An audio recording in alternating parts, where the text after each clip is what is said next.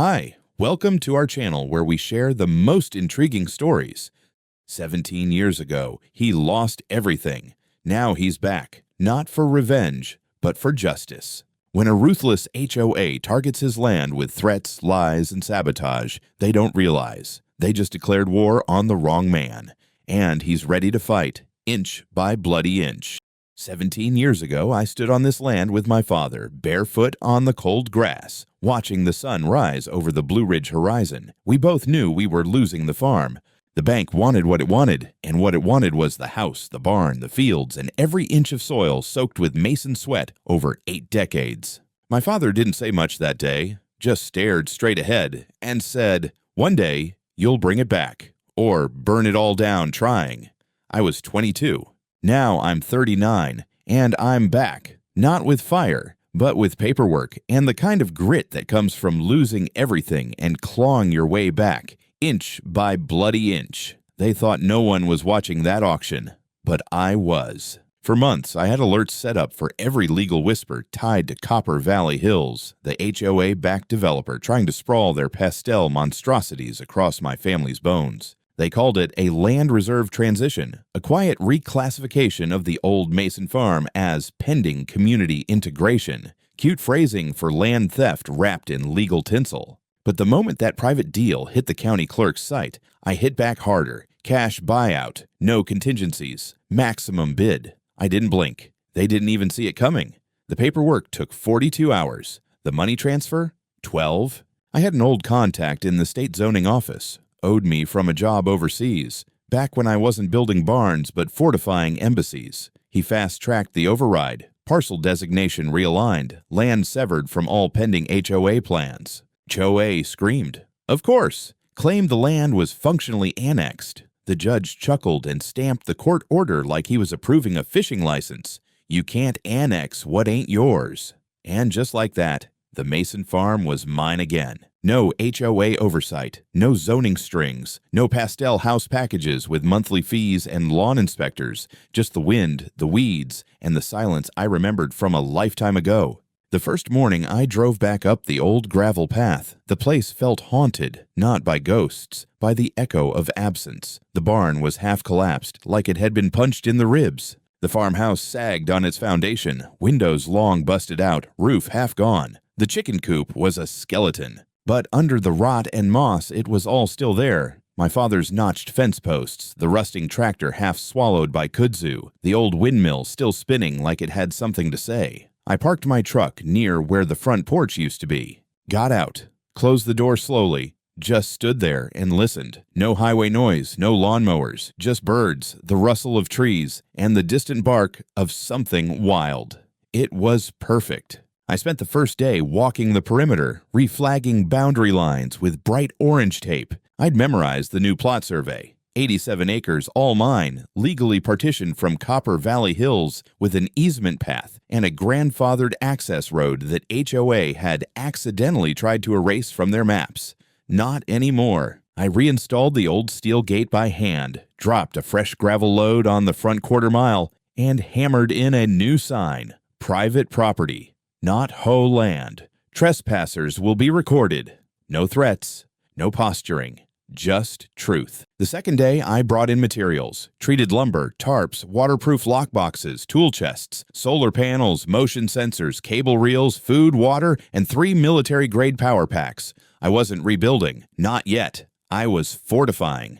This land had been stolen once. It wouldn't be taken again. That night, I pitched a small tent inside the old barn's shell. Roof mostly gone, floor soft in places, but the bones of the structure were solid. Before I went to sleep, I climbed the old water tower just to see if I could. I could. From up there, I looked down at Copper Valley Hills, their homes all lined in rows, each one identical, every porch light glowing like a row of surveillance bulbs. I imagined them down there, sipping wine, complaining about mailbox paint codes. I smiled. They didn't know I was here yet. That was about to change. On the third morning, I was hammering in a frame brace for the barn's west wall when I heard tires crunching gravel. Not mine, not UPS. Too slow for locals, too smooth for lost tourists. I straightened up, wiped sweat from my eyes, and stepped out into view. 2 men in neon yellow vests stepped out of a matte gray SUV marked Community Enforcement. The logo was embossed but unofficial, stylized oak leaves around the letters CVH. One of them was built like a tank, with a shaved head and a goatee that screamed mall cop energy. The other looked barely 20, tall, quiet, eyes down. The tank walked up first. He didn't smile, didn't offer a name, just said, "You can't be doing this here." I stared at him. Doing what? Unauthorized development on HOA integrated land. I dropped my gloves on the sawhorse and walked over to my tailgate, opened a folder, pulled out 3 copies. Here's the deed transfer. Here's the judicial partition ruling. Here's the zoning exemption approved by the county registrar. You want to see the GPS overlays or the lot line survey too? He didn't take them, just crossed his arms and smirked. Legal tricks don't change community standards. You might have bought the dirt, but if you want to live here in peace, you'll follow the rules. Rules written by whom? I asked. Copper Valley Hills HOA, he said, pointing to his vest like it was a badge. I laughed. Buddy, that vest has less authority than a gas station name tag. You're standing on private land. You have no jurisdiction. So unless you've got a badge or a warrant, I suggest you get back in your Fisher-Price patrol vehicle and roll your ass back to the cul-de-sac. The younger guy, still silent, looked away like he wanted to disappear. The tank leaned in. Close enough I could smell cologne and frustration. You think you're clever, huh? This land doesn't belong to you. Not really. Paper means nothing out here. You want to build a life here? You'll play nice. Or we'll make your stay real short. Then he turned and walked off, like he'd dropped the mic. The kid followed. They got in their SUV, didn't even look back, and drove off slow, like they wanted me to remember the moment. I didn't move, didn't smile, didn't say a word. I just watched them leave, then turned back to my tools. Let them think it was over. I was just getting started. 3 days. That's how long the silence lasted. I spent those 72 hours clearing brush, inventorying supplies, and laying the first foundation posts for a new equipment shed. No sign of the HOA boys. Not a single SUV creeping up the gravel. No angry letters duct taped to my gate. No drone buzzing overhead. Almost made me think they'd backed off. Then came day 4. It started just after sunrise. I was hauling lumber from the back of the truck when I noticed tire tracks. New ones. They ran parallel to the ones I'd made with my own vehicle, but veered off toward the west fence line. Problem was, I hadn't driven out that way yet. The ground was soft from rain the night before, and whoever it was had left deep ruts in the earth. Someone had been on my land. Again. I followed the trail with a calm I didn't feel. The tracks ended at the far edge of the property, right where I'd put up the new gate sign 2 days ago. The sign was gone. Just the splintered post remained, lying at an awkward angle like it had been kicked, then run over for good measure. The chain was snapped clean in 2. That's when it got personal. I didn't bother calling anyone. Not yet. Instead, I checked the motion-triggered cameras I'd hidden in the nearby pine stand. The footage was grainy in the low light, but good enough to see the familiar SUV nosing through the gate around 3 in the morning. Same gray body, same community enforcement decal. 2 figures. They didn't just remove the sign, they took their time, laughed, posed for a goddamn photo. One of them even mooned the camera. Classy. I zoomed in. It was Roid Rage and Silent Luke. I'd already started giving them nicknames in my head. Helps me keep calm. Later that afternoon, I drove into town for supplies, stopped by the county office to file a copy of the footage and note the trespassing. No official complaint? Not yet. Just making sure it was on the record in case things escalated. The clerk nodded slowly while watching the clip, said nothing, just raised an eyebrow and muttered, "They're still doing this crap?" That told me more than I needed to know. That evening, I was back on the farm tightening the last bolts on a temporary wind brace when I heard the crunch of gravel again. This time, I was ready. I slid behind a stack of lumber, hand on the grip of my sidearm. Not drawn, just considered. The SUV pulled up slow. Same vehicle. This time, only one guy stepped out. Luke. He looked different without the tank of a partner, less sure of himself. He stood by the hood for a while, hands in pockets, shifting his weight, like someone who wanted to say something but couldn't figure out how to begin. I stayed hidden. Eventually, he pulled something out of his coat pocket. A laminated sign, one of the cheap metal ones HOA plants all over their community lawns. HOA enforcement zone. All work must be approved. He approached the gate and bolted it to my newly repaired post, drilled it in like he had every right. I stepped out. "Bold move," I said. My voice came out sharper than I intended. You planning to leave that there? Or are we playing some kind of neighborhood scavenger hunt? He flinched, visibly. I'm just doing what I was told, he mumbled. They said enforcement zone protocols apply within a 5-mile radius of community borders. I raised an eyebrow. And what statute is that under? Fantasy HOA law? You think proximity equals jurisdiction? He shrugged. Look, I don't want any trouble. Roy said we're supposed to keep things orderly. Roy, I echoed. Let me guess, he's the one who told you to rip down my sign and slash the gate chain. He looked away. You know I've got footage, right? Your car, your face, your little moon show. His ears went red. I didn't know we were being recorded, he said. Roy said it wasn't surveillance active, that the guy out here was just bluffing. Roy's going to get you in a lot more than embarrassment if you keep listening to him. He turned, started to retreat. Luke, I said, and he paused. You ever wonder why a security outfit that supposedly operates under a civic HOA has no badges, no licenses, and no paper trail? He didn't respond, just walked back to the SUV and drove off. No smirks this time, just speed. That night, the game changed. I started noticing the watchers. First, it was a white hatchback parked just beyond the tree line. Lights off, engine idling. Every time I got close, it would roll away slow, like it had just happened to be there. Then it was a man walking his dog back and forth along the public easement 3 times in a row. Same dog, same time, same pause near my front gate.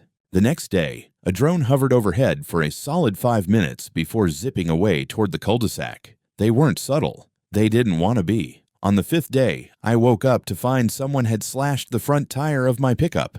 Clean surgical cut. Not a slow leak. A message. I spent 2 hours patching and replacing it. Then I walked a full loop of the property and installed the next tier of surveillance. Night vision trail cams, IR sensors, acoustic mics disguised in birdhouses. I ran power from solar panels to a central feed in the barn. I wasn't just building a home anymore. I was building a trap. By week's end, the Community Enforcement Squad had made 4 more unsanctioned visits, all caught on tape. I cataloged each one, date-stamped, indexed, uploaded.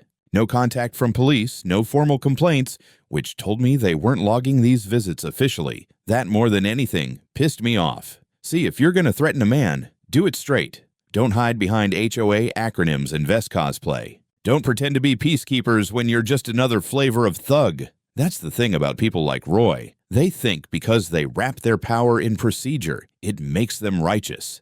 They were wrong. I'd been in worse jungles. And if they wanted a war, they were standing in the wrong damn field. By the time the second week rolled around, the Mason farm didn't look like a restoration project anymore. It looked like a forward operating base. The barn's skeleton had been reinforced, the roof patched enough to hold solar panels, and inside I'd built a secure corner with insulated walls, power storage, data terminals, and my old favorite, the surveillance array. 3 screens, 5 feeds, 16 cameras. I called it the Roost. From there, I could see every tree line, every approach, every dumb bastard who thought they could sneak through my woods without leaving footprints.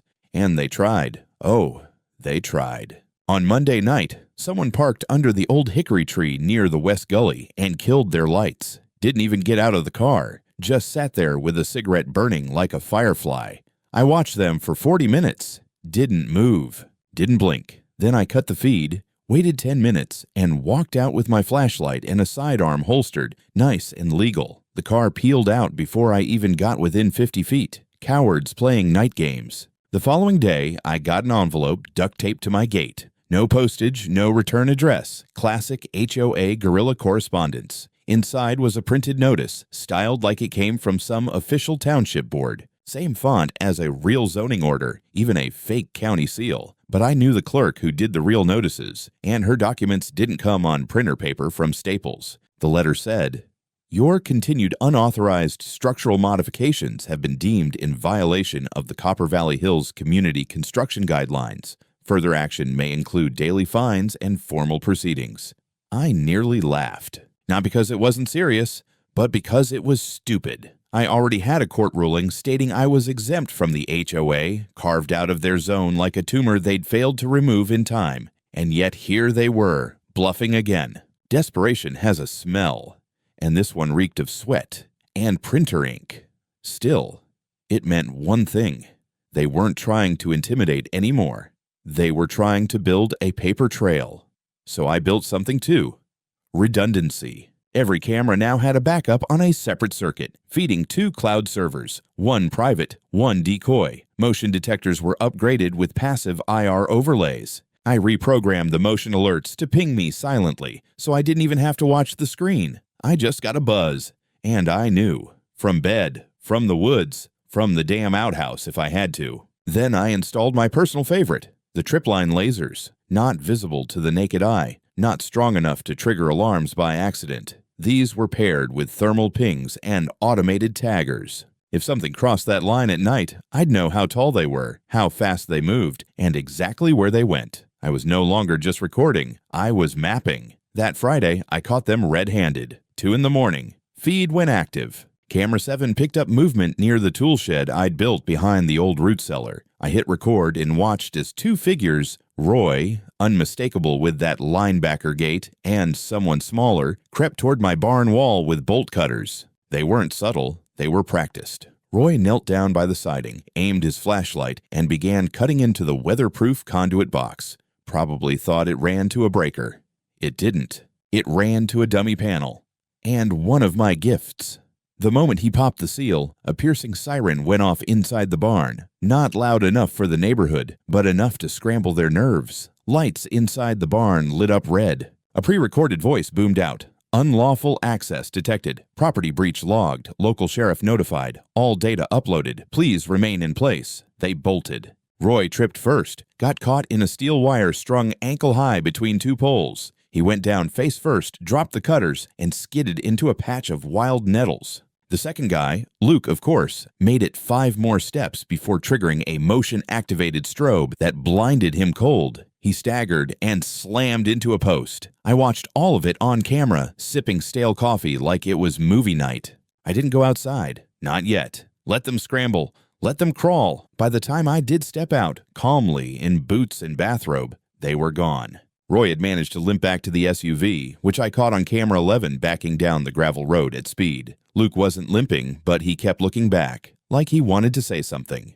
or maybe apologize. The next morning, I exported every second of footage, compressed it, encrypted it, and uploaded it to 3 drives, 2 on site, 1 remote. Then I called my friend Wes in Richmond. He ran a small, independent journalist blog that specialized in local corruption. I didn't give him the full story yet, just a sample. Enough to make his eyebrows lift. "What the hell is this?" he asked. "Just a teaser," I said. "Think HOA watchdogs gone rogue." Wes chuckled. "Hell yes, this smells like page 1. By Sunday, I had new signs up. Warning, active surveillance. Trespassers will be digitally embarrassed." And I meant it. I wasn't calling the sheriff. Not yet. If I had my way, I'd gather every last drop of proof. Not just trespassing, but patterns, threats, organized sabotage. I wasn't going to stop a single incident. I was going to prove a campaign, an operation. And when I dropped it all, it would be nuclear. It was around 9:30 on a Monday when the sheriff's deputy showed up. Unmarked cruiser, clean-shaven kid in a tan uniform, the kind they issue to fresh hires who haven't earned coffee stains yet. He stepped out like he was already tired of whatever he'd been sent for, checked a clipboard, and said my name like it tasted bad. "Mr. Daniel Mason." I was halfway through wiring solar conduit under the porch frame. I stood up, dusted my gloves on my jeans, and nodded. "That's me." He exhaled and flipped the clipboard toward me. "You've been named in a civil complaint filed by the Copper Valley Hills Homeowners Association." He tried to hand me the paper like it was radioactive. I took it without blinking. "Civil complaint," I repeated, flat. "What's the charge?" "Harassment, threat of physical violence, interference with community security personnel." I stared at him. "You're saying they're accusing me of harassing them?" "That's what's filed, sir." I unfolded the packet. 3 pages, full of florid language and fake legalese. Claimed I had verbally threatened and obstructed HOA security during lawful patrol procedures. One section described me as militant and unstable, suggesting I had military training and possible combat PTSD. I nearly laughed out loud. The signature at the bottom? Lucas Foster. My throat went cold for a second, not from fear, from fury. I knew damn well Lucas hadn't written this. Not in his words, not in his voice. Someone had used his name, and I had the footage to prove it. Is there a court date? I asked. Preliminary hearing in 8 days, he said. But until then, you're instructed to refrain from direct contact with HOA staff or representatives. Great, I said. I'll send them a fruit basket. The deputy didn't laugh. He handed me a second sheet. Notice of a temporary injunction. No more construction until the hearing. Standard scare tactic. They wanted to freeze me in place. Slow me down. Make me feel isolated. I thanked the deputy, watched him leave, and walked back to the barn. Then I called my attorney. Her name was Andrea Cole, and she'd been my legal pit bull since I started doing private security infrastructure in East Africa. She didn't say hello, just, tell me it's not HOA crap again. It's HOA crap again, I said. She asked for the case number, read through the complaint in silence, then finally muttered, they're getting desperate. The language is overreaching and the signatory is vulnerable. You said you've got footage. I've got everything, I told her. Time-stamped, geotagged, synced with sound and camera overlay. They've been trespassing, sabotaging equipment, even tried to vandalize my main conduit line. And this morning, I'm apparently the threat. Andrea hummed. We're going to dismantle this in one sitting. But I want to file a counter motion to dismiss and a preliminary protective order, just in case they try to pull a fast one with the sheriff's office. Good, I said, because I'm not stopping. That afternoon, while Andrea fired off motions and declarations, I got a call. Unknown number, no voicemail. Then another. On the third ring, I picked up. Silence, then a familiar voice. Hey, it's Luke. I almost hung up. Almost, but something in his voice wasn't the same as before. It wasn't robotic or smug or weak. It was unsure. You've got about 10 seconds to explain, I said. I didn't file that complaint, he said quickly. I swear, they made me sign a draft sheet. Roy said it was a routine incident report just for record keeping. I didn't know it was going to court. I stayed quiet. I didn't want to come back to your place, Luke continued. But they kept pushing. Roy said if I didn't cooperate, they'd say I was working against the HOA, that I was feeding you information. Were you? I asked. Silence. Then, not yet. I took a long breath. So why are you calling me now? Because what they're doing, it's not about zoning anymore, he said. They've got meetings with people who aren't on the HOA roster. Roy's talking to private contractors. There's this folder, internal communications, emails, plans to expand the HOA's perimeter authority through non-regulatory actions. I don't know what it means, but I know it's not legal. You have it? I asked. I have copies, he said. On a drive, I'll get it to you. That was when I heard the knock at the barn door. I froze. Luke, I whispered, where are you? Not there, he said quickly, but someone else might be. I hung up and moved to the corner, slipping behind a false wall I'd built inside the barn. A soft knock again. Then a woman's voice. Mr. Mason, this is Karen Whitfield. I'd like to speak with you. The Queen herself. Karen Whitfield, head of the HOA Council, known tyrant of Copper Valley Hills. I hadn't seen her yet. Only heard her name muttered in warnings, like a ghost that carried fines and subpoenas instead of chains. Now she was knocking on my barn door like this was some church picnic. I stepped out slowly, keeping one hand on the inside panel of the door frame, where I'd mounted the panic switch, just in case. She was dressed in a crisp cream blouse, tasteful earrings, and a calm smile that didn't reach her eyes. Flanked by two others, clipboard girl and some guy in a golf polo who looked like he'd sell you a mortgage with a side of condescension. I assume you're aware of the pending complaint, she said with no preamble. I'm aware of the farce, yes. She tilted her head like I'd amused her. No need for hostility, Mr. Mason. We're simply trying to maintain order in a growing community. On land you don't own, and where you have no authority. The court will decide that, she said, smiling tighter. But we're here with a proposal. She handed me a manila envelope. Inside, a printed agreement. HOA would voluntarily withdraw the complaint if I agreed to a permanent cooperation clause, which included prior approval for any modifications to the property, adherence to community guidelines, and a modest monthly fee. Modest, I repeated, as in extortion disguised as peace. Let's not get dramatic, she said. I folded the paper neatly and handed it back. Tell Roy, I said, that next time he wants to send a threat, He better not use a kid to do it. And tell your people that my property isn't a sandbox for bored tyrants in pastel shirts." Karen didn't flinch, but her smile faded a fraction. "You're making a mistake," she said. "No," I replied. "You did. When you assumed I was just another city idiot with a debt problem and a dream." She turned and walked away. Her little entourage followed, faces stiff. And as she passed the front gate, she muttered to Clipboard Girl, just loud enough for my parabolic mic to catch it, "We'll burn that barn if he doesn't play ball." I smiled, because now I had her on tape too. I didn't sleep that night. Not from fear, from anticipation. I sat in the barn's roost with coffee and a cigarette I didn't even light, just chewing the filter while I watched the feed cycle through each camera. Motion triggers blinked idle. The woods were quiet. But I knew better than to mistake quiet for peace. Karen had crossed the line, not metaphorically, literally. That HOA queen pin stood on my land, flanked by henchmen, and casually whispered about arson like she was choosing a brunch spot. I had her on audio, time-stamped, geo-tagged, voice-isolated. Hell, I even ran it through an old software suite we used overseas for identifying low-frequency threats in insurgent chatter. It flagged her as hostile actor. That made me chuckle. Andrea was already preparing the affidavit, but we weren't ready to strike yet. Not until we caught them red-handed, not just in threat, but in action. We had to show the pattern, the intent, the execution. So I built a trap.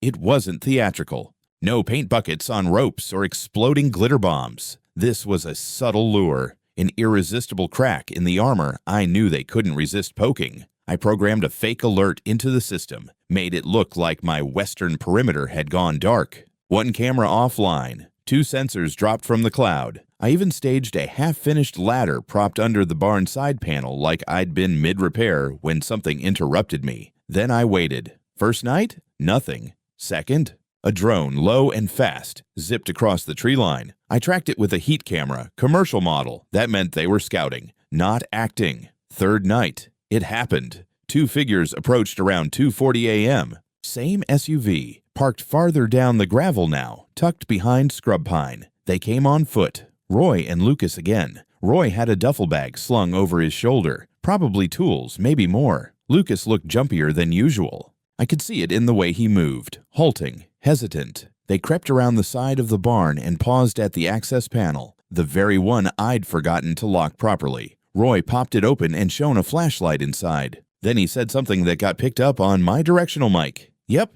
this dumb bastard's got a gap, told you." Lucas didn't respond. Roy reached into the bag and pulled out a wire stripper and some kind of small device, probably a shorting tool or signal blocker. That's when I flipped the switch. Not manually. It was automated. The second Roy touched the pressure sensor under the panel lip, the system triggered silently. Lights in the barn flashed red. An amplified voice activated from the corner speaker. "Intrusion detected. Uploading real-time data to local authorities. Your location is being recorded." The best part? I wasn't bluffing. The system did push alerts straight to Andrea, my sheriff's liaison, and 2 press contacts, one of whom had been tracking HOA harassment in the state for over a year. If I was going down, I wasn't going alone. Roy panicked first. He dropped the tool and shouted, "Move!"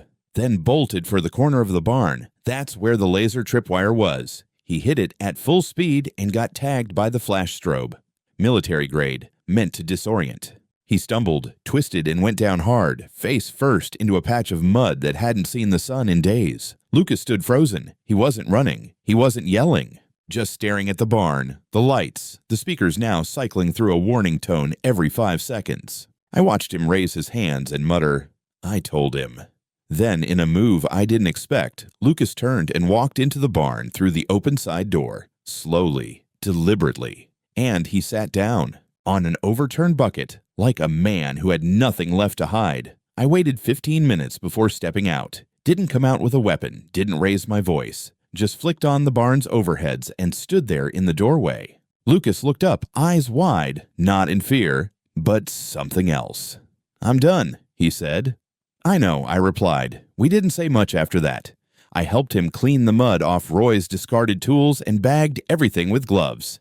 Evidence. Every second of that night was recorded. 3 angles, thermal overlays, audio synced. As for Roy, he was long gone. The SUV had peeled out minutes after he went down, left Lucas behind without a second thought. Cowards don't wait for accountability. We talked later, inside the barn. He didn't ask for immunity, didn't try to weasel out, just told me what he knew. Roy had been running point on unofficial enforcement missions for the HOA for over a year. Most of them were harmless. Noise complaints, lawn citations, pestering renters about gutter colors. But it escalated when Copper Valley Hills started expansion talks. That's when they started targeting holdout properties, pressuring old landowners to sell, manufacturing violations, sabotaging fences, sending fines that didn't exist. Your place wasn't supposed to be a problem, Lucas said. The developers thought it was dormant, that they'd get it by default. When you bought it, Roy took it personally. What about Karen? I asked. She's worse, he said. She doesn't even think the rules apply to her. She calls the law optional in meetings, says if someone makes trouble, they'll be handled informally. She said that exact word, informally. He reached into his coat pocket and handed me a flash drive. What's this? Meeting notes, recordings, internal memos, things they don't put in official documents. I looked at him. Why help me now? He hesitated, then said, because I used to think HOA was about safety, about keeping the community clean. But this is a gang in cardigans. I nodded, took the drive. Go home, Luke. You're going to be the reason they burn, not me. The next morning wasn't quiet. At 7:15, my inbox blew up like I'd declared war on the suburbs. Andrea had pushed the footage and Lucas's drive to our press contacts overnight. Wes, my friend in Richmond, was first out the gate with the article. Paramilitary HOA? Private security harasses veteran landowner in Copper Valley Hills. Front page material. By 10 a.m., the footage had gone viral. Every major platform was running clips. Roy stumbling into the mud. Karen's offhand arson threat. Luke's sit-down surrender. 5 different journalists requested interviews. I declined. I wasn't here for 15 minutes of fame. I was here to end the goddamn war. Around noon, my phone rang. Caller ID. Andrea, you're not going to believe this, she said, already halfway to laughing. Karen just filed a motion to dismiss the complaint against you. I blinked. That was fast. She must have realized the court discovery phase would rip her to pieces, probably trying to minimize damage control. Too late, I said, spinning slowly in the chair in the barn's command center. Wes uploaded the clip of her threatening to burn my barn, tagged her personal Facebook and the HOA website. Andrea whistled. Then she's officially done.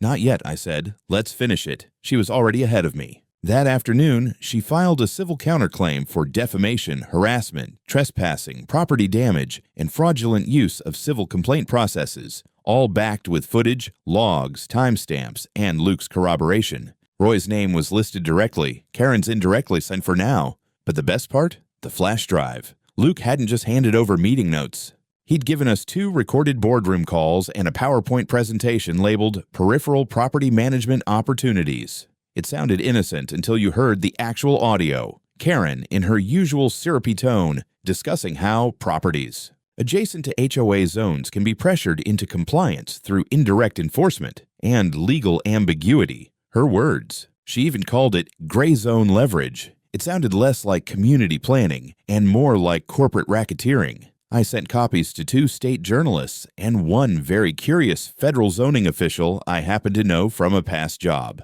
The gears were in motion now, and once you get the government involved, things start rolling downhill real fast. But Karen wasn't done. Late that evening, I noticed a new vehicle parked at the far side of the easement road. Silver sedan, tinted windows, just sitting there. I watched it on camera for 20 minutes. Then it started to creep forward, slow, careful, like it didn't want to be noticed. It stopped near the gate, and out stepped Karen, not in a pantsuit, not with a clipboard. She wore a baseball cap, sunglasses, and a hooded sweatshirt. She looked like someone sneaking out of a cheating scandal. She glanced around, reached into her pocket, and taped an envelope to my gate. Then she turned and walked back to her car, calm, like this was just another neighborly chat. Inside the envelope, a single handwritten note.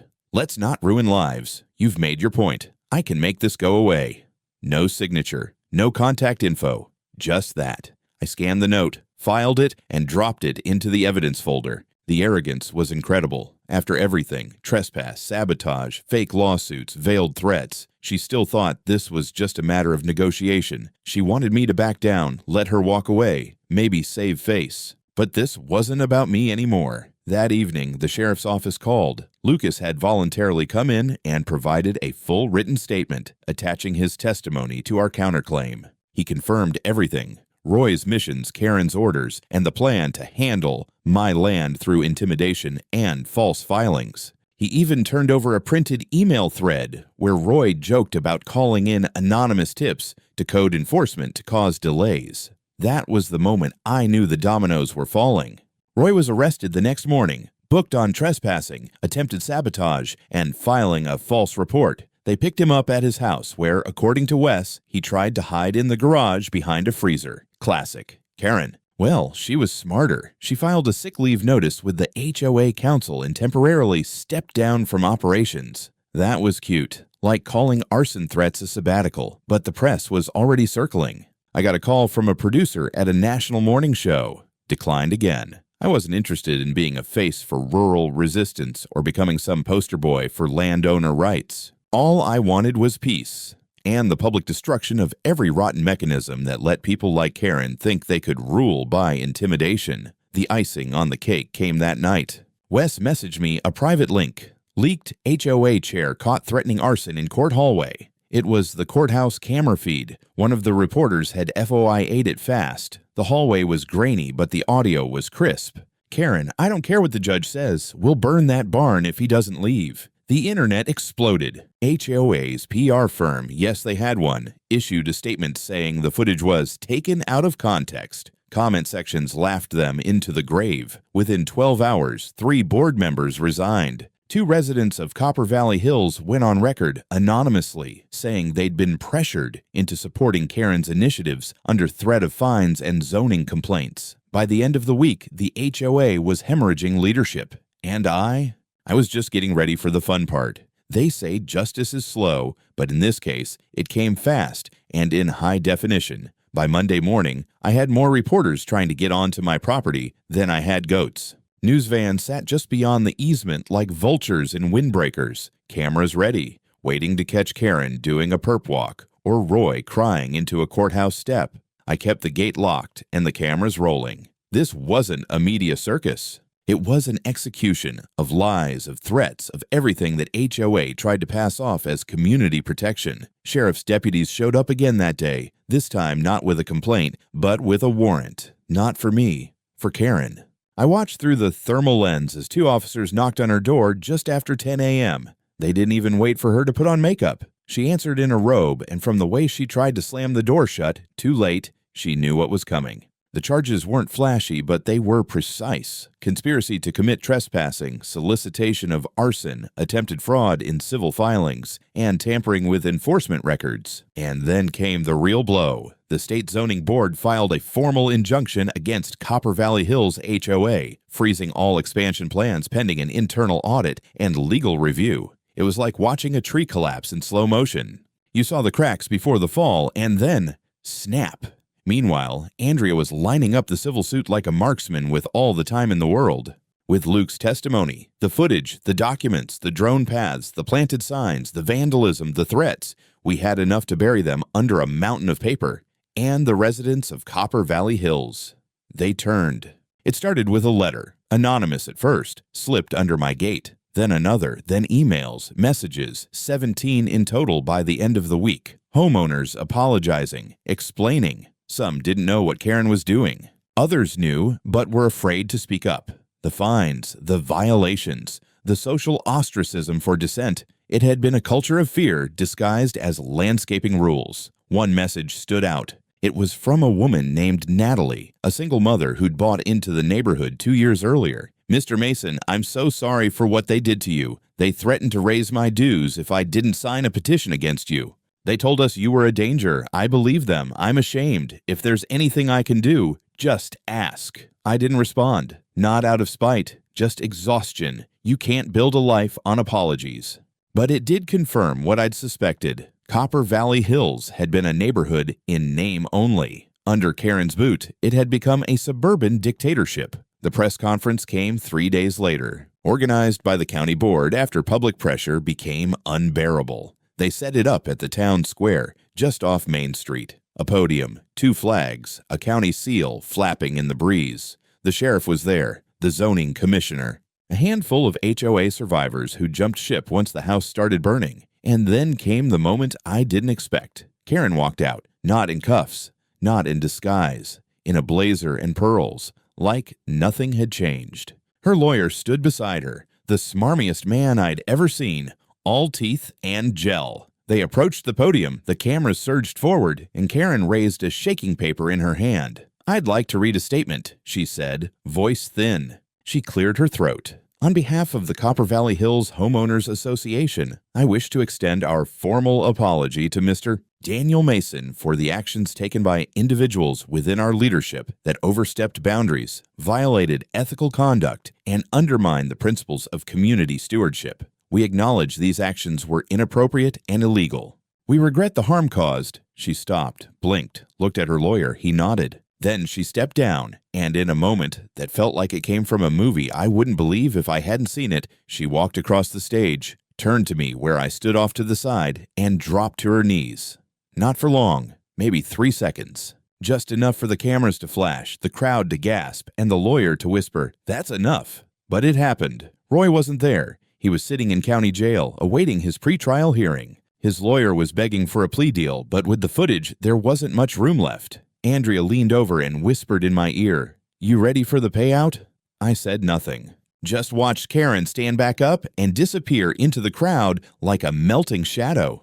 2 days later, the HOA, what was left of it, agreed to a full settlement, $380,000 in damages.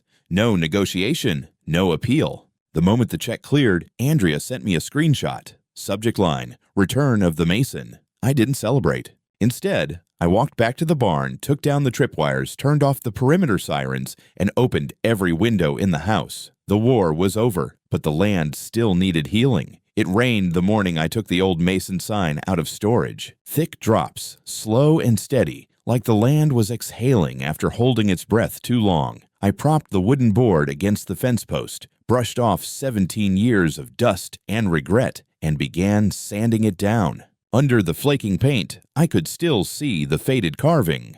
Mason Family Farm, S. 1941. Not a corporation, not a subdivision, a family, a legacy. By noon, the rain stopped. I planted the sign just past the gravel where the HOA's fake enforcement zone plaque used to hang. Only now, beside it, I added a second sign, one I'd burned into fresh pine myself. This land is not under HOA jurisdiction.